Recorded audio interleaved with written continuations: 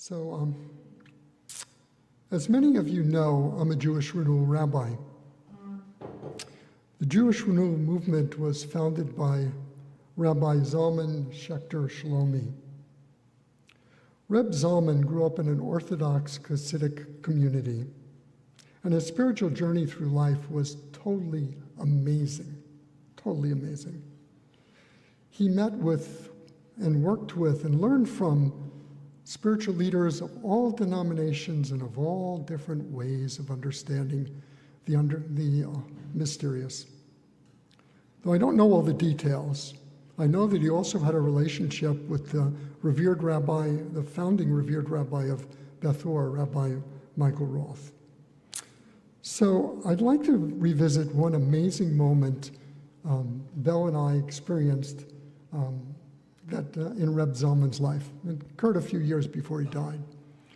We were at a synagogue in New York, and Reb Zalman was being interviewed, along with the synagogue's Rabbi David Ingber, by Rabbi Joseph Telushkin. And there were a lot of interesting questions. It was a great interview. But at one point, Rabbi Telushkin turned to Zalman and he said, Reb Zalman, has it been very hard for you to not be Orthodox anymore? And Reb Zalman smiled. And even though we were sitting way in the back, I could see a little twinkle in his eye. And he said, I'm still Orthodox. I'm just not Orthodox in the way an 1850s Jew would be Orthodox. I'm Orthodox the way a Jewish person should be Orthodox in the year 2020. In the year 2021. So this was such a perfect answer because it really summarizes what Zalman did with his life. That's what Jewish renewal was about.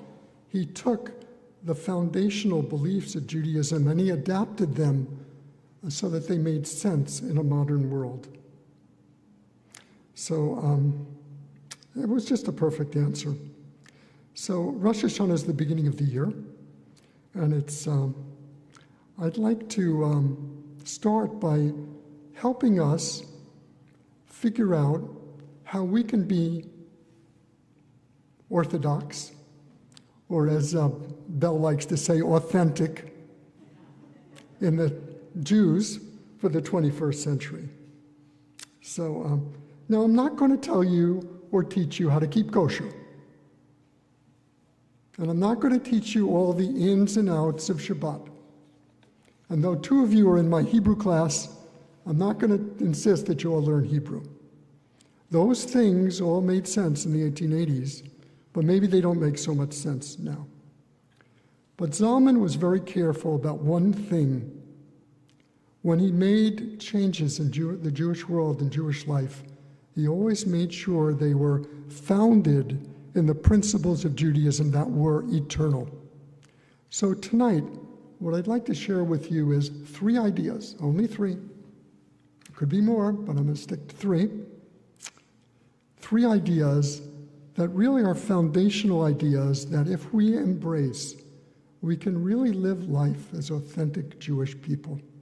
We really can live life. So I guess the first step in understanding how to live a meaningful Jewish life is to understand who we are. What are the Jewish people? How do they distinguish themselves from the rest of the world? And we have to look at the Torah, which gives a clear-cut instruction about who we are. The Torah says, and this is God speaking to the Jewish people, I will make you a kingdom of priests, a holy nation. That's who we're supposed to be. We're supposed to be priests, and our community is supposed to be holy. So how do you become a priest, and how do you become holy? This is more difficult nowadays because one of the real problems of our time is that we're bombarded continuously with things that are not holy. In the media, and particularly in some of our leaders and some people who are trying to be leaders of our country, we're told many things that just are not true. And not only are they not true, they're in no way holy. There's another aspect to all of this, is that some of our political leaders or those who want to become political leaders have made it a habit of speaking disrespectfully and saying things in public that were never said in public before because they were considered unacceptable. And unfortunately, because they're said repeatedly, they become acceptable, particularly when they're said in somebody who is envisions himself as some kind of leader. The word kadosh, holy, means separate. So if we're to be holy, we need to separate ourselves from all of this. So that's the first step. The other step to being a priest is to be holy in everything we do. You know, we all were raised by families that I sense were pretty good. And they implanted us a moral imperative that said what was normal ethical behavior. And as Jewish people, we need to be a model to the rest of the world and bring that ethical behavior into wherever we go. We have to set a high bar. We have to do the right thing. You know, the trouble with doing the right thing is that sometimes it's not possible to know exactly what the right thing to do is in every situation. But if we try and do the right thing, if we commit ourselves to doing the right thing, then we're acting in a priestly way. And if we have children and family, we have to teach them to be mensches, to always do the right thing as they grow up and travel through life. The second step in the journey to be a 5785 authentic Jew is to live our life by following the central teaching of the Torah, the teaching of the Torah that's repeated more often than any other teaching in the Torah, which is, you shall not ill-treat any widow or orphan, you shall not wrong or oppress a stranger, for you are strangers in the land of Egypt. This is the central tenet of the Torah. This is the whole Torah. There's nothing more important than this. So it seems kind of easy. We can care for widows and orphans, but there's something different about really making this a central focus of how you see yourself in the world. We give to charities. We find different ways to, if we have time, to volunteer in charitable organizations. But I think the Torah is trying to tell us something a little more deeper about orphans and widows. Because in the time of the Torah, and even today, orphans and widows are vulnerable. And I think what the Torah is really trying to teach us is that we need to find ways to protect the vulnerable in our society, and beyond that, to deal with our own vulnerabilities. We all have places where we may have been wounded in life, where something happened to us that threw us off our path, and many of us are left with an open wound that still requires healing. When I took my training as a spiritual care provider, we called this our growing edge. We all have growing edges. And we can recognize that some of the people who are most dear to us, our friends, our family, our children, they have growing edges too. And if we're going to take care of the vulnerable, we have to comfort those growing edges. We have to comfort those growing edges in ourselves, and we have to comfort those growing edges in our children too. That's definitely a way that we can provide help to the widow and orphan metaphorically. We can give them a metaphorical hug when they need it. So what about caring for the stranger? This is another hot political topic.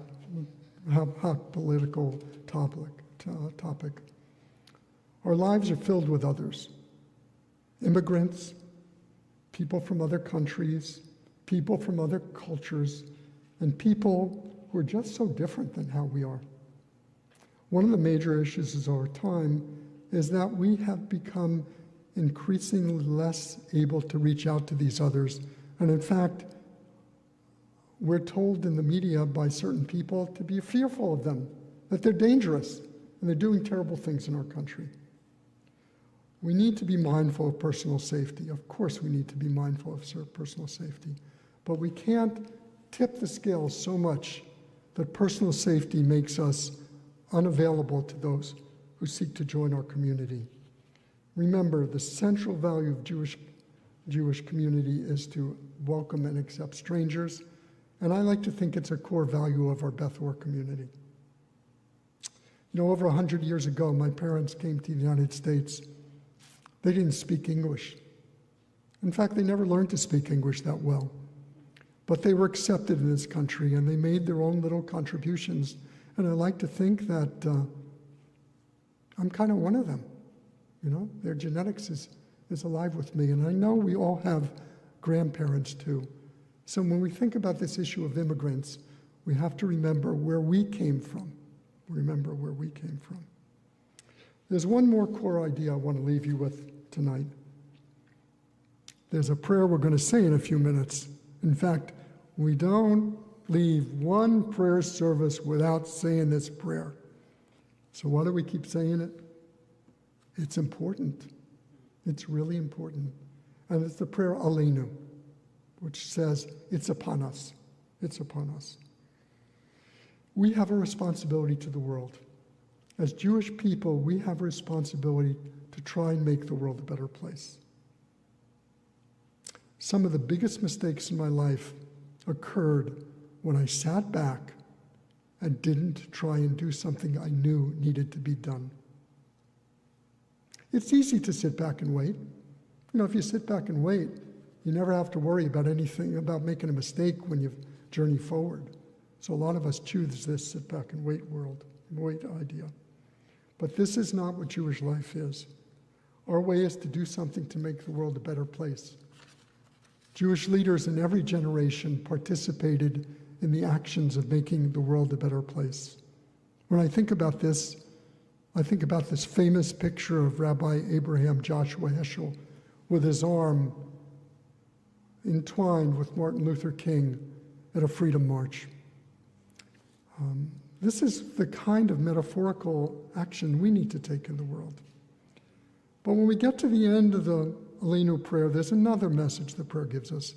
The message is that we need to work to make the world one, to bring all the diversity in the world, which is beautiful, but allow it to live under one tent in one place so that it's comfortable and makes the world complete. So as we enter this new year, my blessing for all of us is that we embrace our identity as 5785 Jews. We do this by being priestly and bringing a priestly presence into our world. We do this, we become authentic Jews by comforting the vulnerable places of the world and our own vulnerabilities. And lastly, we do this by not sitting back, but by engaging in the world. We don't sit back and engage, and we need to sit back and make sure that we engage in perfecting the world.